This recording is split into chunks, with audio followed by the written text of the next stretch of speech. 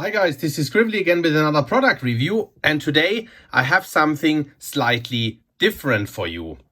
Whereas I normally review pens and only at times nibs, this here today is a perspective on a nib.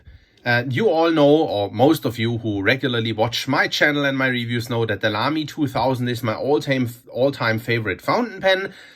And the ones of you that follow me since a while also do know that I am left-handed. And as the maybe urban legend, maybe not, as this myth, as a matter of fact, goes, is that broad nibs are not for left-handed people, of course, because of, you know, the amount of ink that they put on the page and so forth. But what I really wanted to try is that true? Is it true for me, at least for me personally, and the way how I use pens? So I asked my friends over at Nomado store, can I please try a Lamy 2000 with a broad nib for a while? And they said like, yes, cool, do that. Why not? They sent me a Lamy 2000 in this nice little Lamy package here. Normally the Lamy 2000, I believe if you purchase it, comes in a slightly fancier package. I do like Nomado store's approach to sustainability and so forth a lot. I like their packaging a lot. That's the kind of products that they have. I do like their philosophy as well. Giving more, by and large, priority to sort of like smaller craftsmen. And this here resonates a lot with me, choosing carefully, not to compromise on values, and only buying items that you really need and will cherish for a long time. Nomado store does carry a lot of like smaller brands, check them out, but they also carry a few quality brands, such as Lamy. Of course, that is not a very small brand. Since I tried that broad nib on the Lamy 2000, I also wanted to try a broad nib on a Lamy logo. I'll review that then at some point separately. But as you can already guess from that, that I got another broad nib pen. Apparently, this broad nib thingy does work also for lefties.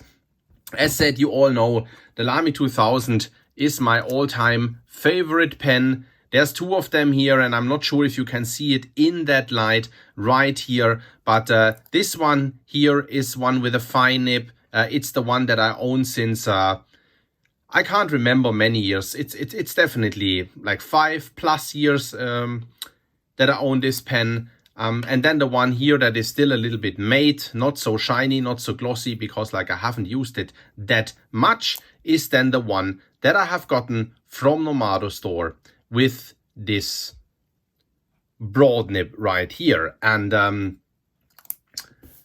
now not going to go into the depths of the pen itself, because I have reviewed the Lamy 2000 separately, but I really want to compare the nibs only and show you that there is indeed a massive difference between the fine and the broad. So if you consider, should I get a fine, should I get a broad, I hope then that video helps you as much as it hopefully might help my fellow left-handed fountain pen friends to think about whether or not a broad nib might be something that they want to consider at some point in the future. This broad nib is not a round broad. I am not sure in how far you can see that on the camera here, but it is kind of square and does definitely write with a stub-like character. Just trying to show you that nib here so that you can actually see it. I'll do a writing sample in a second. That is what the other one looks like in comparison. Much more rounded writing tip. Awesome. So let's get some ink on paper here.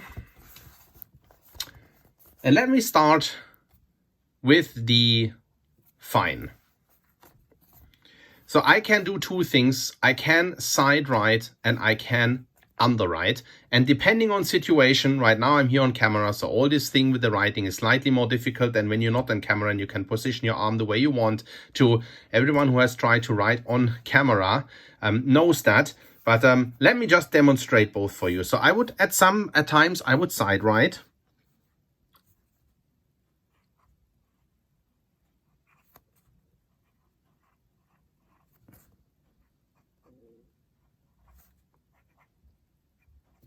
Either in print or in cursive.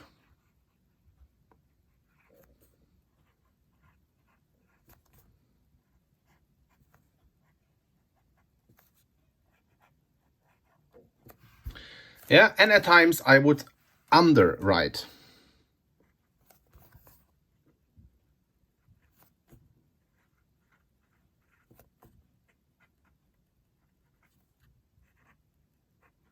Either in print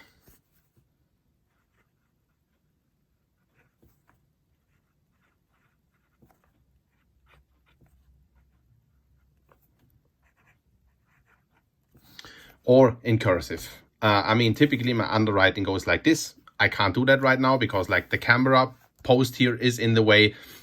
But so these are like sort of like my two typical writing modes that I would employ. Now I'll go with the broad here. Let's see if that had dried in now a little bit. It has. And you already see that this broad here is actually quite a paintbrush. Let's do side writing here. I'm not sure if I'll do underwriting as well to not make the video very long.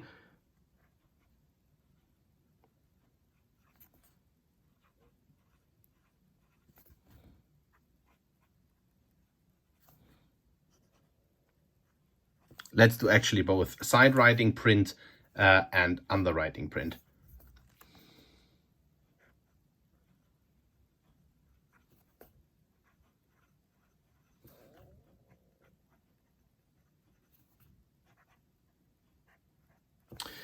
So there's two things that you see straight away. Number one is that the Broad Nib, of course, is a paintbrush. It is really, really, really broad. It's almost a Sharpie.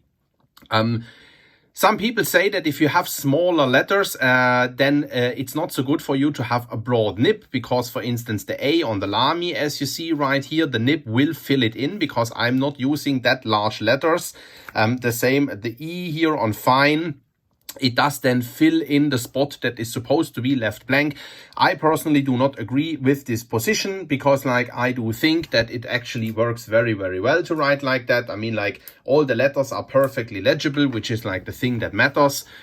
You see that, as said, the nib is very broad. It does put down a substantial amount of ink.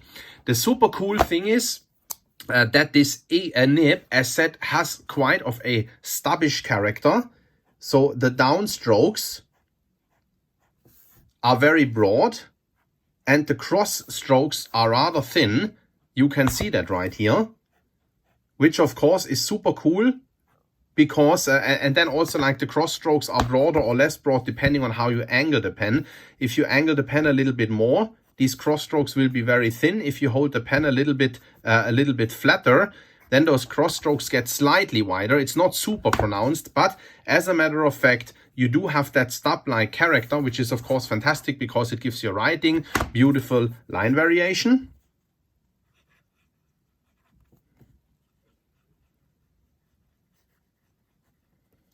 And then if you are like me, a side writer or an underwriter, if you can do both,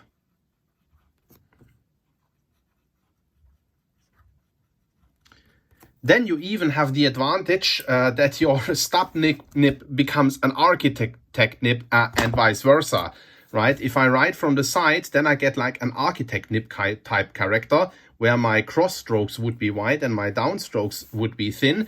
And if I underwrite, then I get a stub nib character where my downstrokes would be wide and my cross strokes thin, if you follow me right here. So it's super cool. The one thing that I will say as a concluding remark, for me personally, writing with a broad nib was actually really a revelation, whatever, you know what I mean. Just because you do see a lot more of the ink. It just feels very pronounced. It just feels really, really nice to write with a broad nib here and there. Of course, you cannot write with this nib in like super tiny journals with like super tight spaces and so forth. But for note taking, that's what I use it mostly for. I'm not a huge letter writer. Note taking in a notebook like this, for instance, A5, or if you have even a larger one, that works perfectly fine. The one thing for left-handed users that I will say is if you tend to side write, you will get difficulties with this nib because of the amount of ink that it will put down, and it will be prone to smudging as you go through the page. So when I use this pen, I do consciously tend to underwrite. And if you are underwriting, then your hand will obviously run below the writing line and you will not have any problem with any ink smudging. So 2 things to conclude this. Number 1, myth debunked. Yes, as a left-handed pen user, if you are able to underwrite, you absolutely can and should try out, just for the experience, a broad-nibbed fountain pen, such as the Lamy 2000 in broad. There was a second myth, or a conclusion, and I dropped my thread right here. I think the second conclusion is just like that. Writing with a broad nib is super fun, and especially with this Lamy 2000 here, who has like a stub-like character nib. Absolutely fantastic. With that said, I want to also say thank you to my friends over there at Nomado Store. Check them out if you're interested in their products, for actually letting me try this out and reflect a little bit on that and bring that experience to all of you folks out there. Thanks so much for watching, and I'll see you next time round. Ciao, ciao.